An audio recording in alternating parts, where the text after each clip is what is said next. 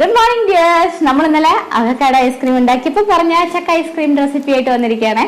അപ്പോൾ എല്ലാവരും avocado ഐസ്ക്രീമിന്റെ recipe ഇന്നലെ ഇട്ടിരുന്നു, കാണാത്തവർക്ക് വേണ്ടിയായിരുന്നു പറയുന്നത്. നല്ലൊരു ഈസി റെസിപ്പിയാണ്. കാണാത്തവരുണ്ടെങ്കിൽ അതും കൂടെ കാണണം.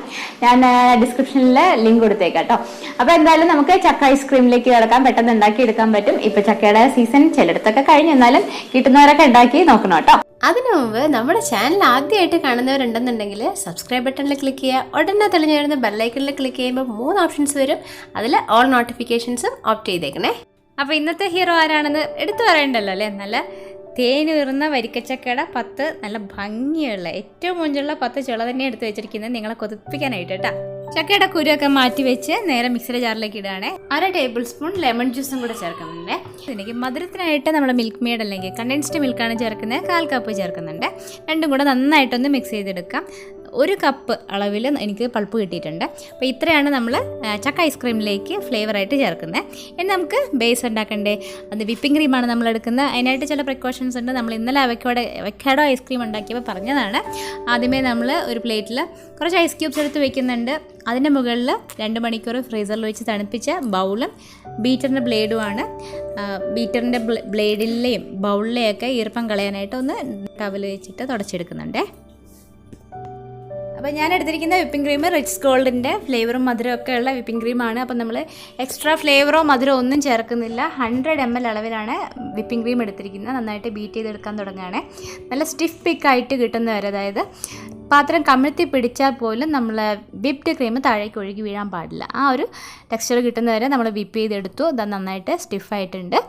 ഇനി വേണം നമ്മൾ തയ്യാറാക്കി വെച്ചിരിക്കുന്ന ചക്കയുടെയും കണ്ടൻസ്ഡ് മിൽക്കിൻ്റെയും കൂടെയുള്ള മിക്സ് ഇതിനടുത്തോട്ട് ചേർത്ത് വിപ്പിംഗ് ക്രീമിൻ്റെ വിപ്ഡ് എഫക്റ്റ് ഒട്ടും ഡിസ്റ്റർബ്ഡ് ആവാത്ത രീതിയിൽ ഒന്ന് മിക്സ് ചെയ്തെടുക്കാനായിട്ട്. ഇതിലേക്ക് മിക്സ് ചെയ്യുന്നതിന് മുമ്പ് നമുക്ക് ഇൻട്രസ്റ്റ് ഉണ്ടെങ്കിൽ മാത്രം, താല്പര്യം ഉണ്ടെങ്കിൽ മാത്രം നമുക്ക് എന്ത് ചേർക്കാം. നമ്മൾ നല്ല വരിക്കച്ചക്കയാണല്ലോ ഞാൻ എടുത്തത്. അത് നന്നായി ചെറിയ പീസാക്കിയിട്ട് കട്ട് ചെയ്തിട്ട് ഇതിനകത്തോട്ട് ചേർക്കുന്നുണ്ട്. ഇത് നമുക്ക് ഐസ്ക്രീം കഴിക്കുന്നതിനിടയ്ക്ക് ജസ്റ്റ് ഒന്ന് കടിക്കാൻ കിട്ടുമ്പോൾ നല്ലൊരു എഫക്റ്റാണ്. അപ്പോൾ ഇത്രേ ഉള്ളൂ നമ്മുടെ ജോലി കേട്ടോ. ഇനി എന്താ ചെയ്യേണ്ടത്, നല്ല എയർ ടൈറ്റ് ആയിട്ടുള്ള ഒരു ബോക്സ് എടുക്കുക, ഫ്രീസറിൽ വെക്കാവുന്നത്. അതിനകത്തോട്ട് നമ്മൾ ഈ ഒരു മിക്സ് പകർത്തുക. ഇതിപ്പോൾ ഞാനൊരു ഗ്ലാസ് കണ്ടെയ്നറിലേക്കാണ് പകർത്തുന്നത്. അത് ഡിമോൾഡ് ചെയ്യാനായിട്ട് പാടായിരിക്കും, നമുക്ക് സ്കൂപ്പ് ചെയ്തെടുക്കാനേ പറ്റുള്ളൂ. അപ്പോൾ ഡിമോൾഡ് ചെയ്തെടുക്കാനുള്ള സൗകര്യത്തിന് വേണ്ടിയിട്ട് ഞാൻ ഒരല്പം നമ്മളെ മിക്സ് എടുത്തിട്ട് ഒരു 3 ചെറിയ സിലിക്കൺ മൗൾഡിലും കൂടെ ഇടുന്നുണ്ട് കേട്ടോ. ഇതൊക്കെ ഞാനൊന്ന് ലെവൽ ചെയ്ത് ഭംഗിയാക്കുന്നുണ്ട്. ശേഷം നമുക്ക് എന്ത് ചെയ്യാം, ഗ്ലാസ് കണ്ടെയ്നറിലുള്ളത് നന്നായിട്ട് ടൈറ്റ് അതിൻ്റെ അടപ്പ് തന്നെ വെച്ചിട്ട് അടച്ചു വയ്ക്കാം. നമ്മൾ സിലിക്കൺ മോഡിലുള്ളത് ഞാൻ വേറൊരു എയർ ടൈറ്റ് ബോക്സിൽ നന്നായിട്ട് സേഫായിട്ട് അടച്ചു വയ്ക്കാൻ പോവാണ്. രണ്ടും എയർ ടൈറ്റ് ആയിട്ടിരിക്കും. അപ്പോൾ നമ്മൾ അവക്കാഡോ ഐസ്ക്രീം ഇന്നലെ നമ്മൾ കാണിച്ച അവക്കാഡോ ഐസ്ക്രീമിൻ്റെ കൂടെ തന്നെയാണ് നമ്മൾ ഈ ചക്ക ഐസ്ക്രീം ഉണ്ടാക്കിയിരിക്കുന്നത്. രണ്ടും ഓവർനൈറ്റ് ഫുൾ കൂളിങ്ങിൽ ഫ്രീസറിൽ വെച്ചിരുന്നതായിരുന്നു. രാവിലെ നോക്കിയപ്പം നമുക്ക് മനസ്സിലായത് ചക്ക ഐസ്ക്രീം സെറ്റ് ആവാനായിട്ട് കുറച്ചധികം ടൈം എടുക്കും. രാവിലെ ആയപ്പോഴത്തേക്കും അവക്കാഡോ ഐസ്ക്രീം നന്നായിട്ട് കിട്ടിയായിരുന്നു. ഈ ചക്ക ഐസ്ക്രീം സെറ്റായി കിട്ടിയത് ഉച്ചയായപ്പോഴത്തേക്കുമാണേ.